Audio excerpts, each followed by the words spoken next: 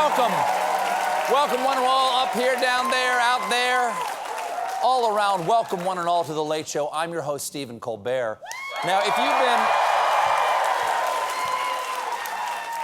you've been paying attention to the news this week, I'm so sorry. Because there is now a mountain of evidence that Russia has engaged in a series of brutal war crimes. So in response today, the United States announced new sanctions on Russian financial institutions and individuals. Good. I hope it makes a difference. But at this point, there's so many sanctions on Russia, we might run out of places to put them. We'll have to start sanctioning them in the multiverse. They're going to have to block transactions with Russian banks that are in the dimension where Spider-Man is still Tobey Maguire. The latest package will, among other things, ban all new investment in Russia. Well, you got to. Otherwise, their soaring economy is an irresistible cash magnet. Before the war started,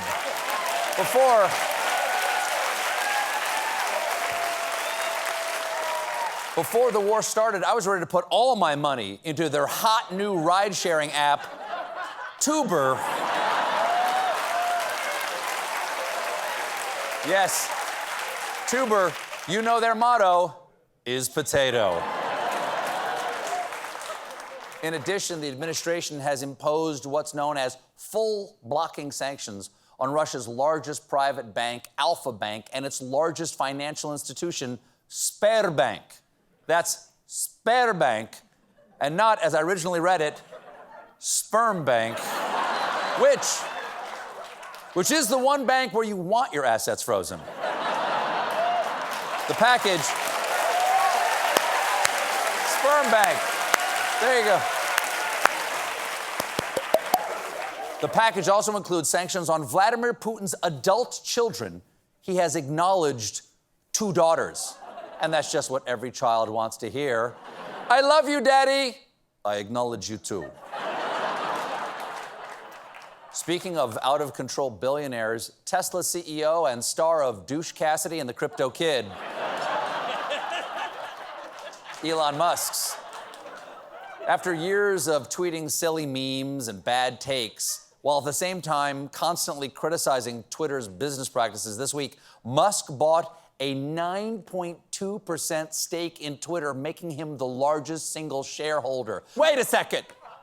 So if he doesn't like how a corporation operates, he just buys it? How much more evidence do we need that he's turning into a supervillain? What? Guac is extra? Then this Chipotle is now mine.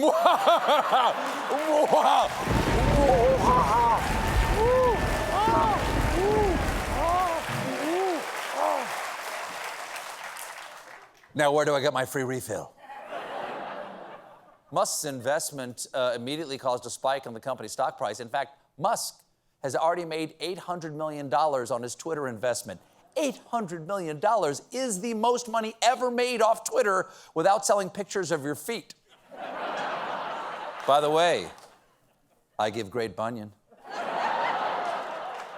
Maybe you like a little hammer toe?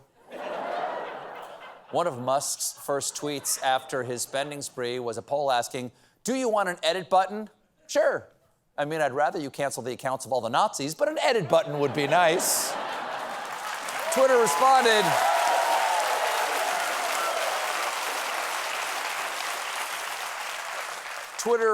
not surprisingly, with a tweet, "We've been working on the edit feature since last year," adding, "No, we didn't get the idea from a poll. Wink emoji." Okay, I believed you until the wink emoji. Wink emojis don't really lend credence to any statement. No one's going to deposit money in a bank that says, "We promise not to blow your life savings on cocaine and hookers." Wink. In other cocaine and hookers. I'm against it. In other musky news, recently Elon was in Berlin for the opening of his new Tesla Gigafactory, and afterwards he decided to celebrate with a visit to the city's most notorious techno sex club called the Kit Kat Club. Okay, but give him a break. Give him a break. Break him off a piece of that hot sex club. Now,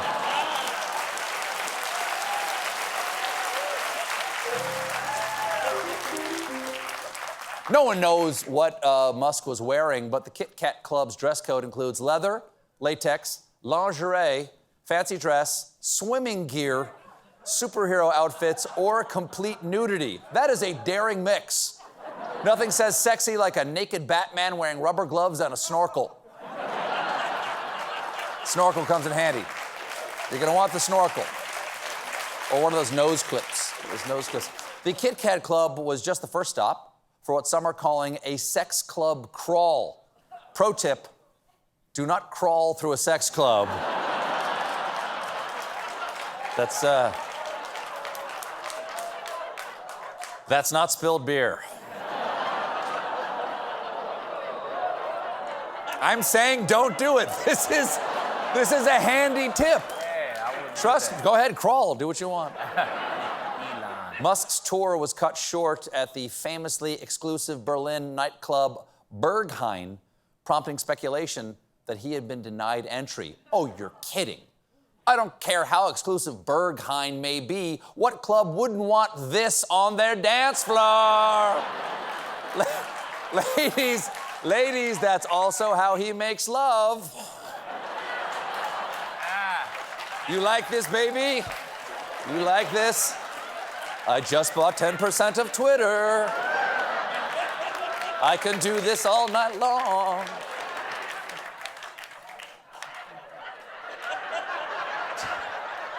Richest man who's ever lived. Continuing with tonight's billionaire theme, there is news about Facebook founder Mark Zuckerberg, seen here unable to identify the pictures that contain stop signs. He was interviewed recently and had an interesting anecdote about how beloved he is at work. Some of the folks who I work with at the company, they say this lovingly, but I think that they sometimes refer to my attention as the Eye of Sauron. Yes. Sure. They're comparing you to the Dark Lord Sauron lovingly. The guys at the office adore me. They call me evil incarnate, El Diablo, Jared from Subway. Get this. They sometimes, this is how affectionate are. Sometimes they even put a picture of my face on their dartboard, and whenever they use the bathroom, they call it leaving my mark. Oh, my God. He's going to destroy democracy. In state government news, Tennessee has introduced a bill that would eliminate age requirements for marriage. This bill is being sponsored by a Republican representative and man whose porn name is his actual name.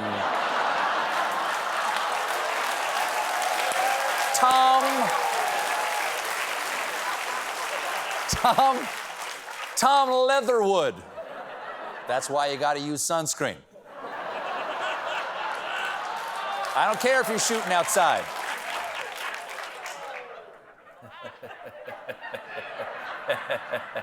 If this bill goes into effect, Tennesseans of any age could be common law married, which is extra wild, considering that under current Tennessee law, it's already legal to get married as young as 17. Okay, that's way too young to get married. It's also too young to vote, rent a car, and too young to, and this is true, operate a deli slicer at a grocery store. Call me old-fashioned, but I say no matrimony till you slice bologna. And here, You gotta slice that bologna. Oh, You gotta thin. slice it good. Like Come a on, thin, slice baby. it. Slice that thing. You gotta do that. There you go. But here's the kicker. Child marriage wasn't the purpose of this bill. The real goal was to establish common law marriages in the state as being between one man and one woman.